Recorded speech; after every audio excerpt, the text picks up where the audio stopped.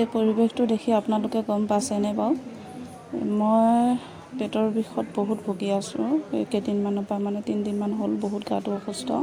Video' সেই দিব পৰা নাই। তথাপি এই ভিডিঅ'টো আপোনালোকৰ আগত এটা কাৰণে আনিছোঁ। মই আপোনালোকৰ আগত শ্বেয়াৰ কৰিব বিচাৰিছোঁ, সেইটো কাৰণে লৈ আহিছোঁ। আজি 3 দিন হ'ল মই বহুত অশান্তিত আছোঁ, বহুত কষ্টত আছোঁ। পেটৰ বিষ ৰাতিয়ে 1টামান বজাৰ পৰা পেটৰ বিষ হৈছিলে পৰহি দিনাখন, আৰু বিষৰ বেজি লৈ মই থামাই আছিলোঁ কোনোমতে, কিন্তু পিছত আজি উপায় নাই, মই হস্পিটেল যাবলগীয়া হ'ল। আৰু হস্পিটেলত গৈও বহুত লটি ঘটি, গম পাইছেনে। প্ৰথমতে আল্ট্ৰাচাউণ্ড কৰিলোঁ, আল্ট্ৰাচাউণ্ডত ভাল নহ'ল, একো ৰিপৰ্টেই নোলালে। তাৰপিছত এক্সৰে কৰিব দিলে, এক্সৰে কৰিলোঁ, তাতো ৰিপৰ্ট নোলাল।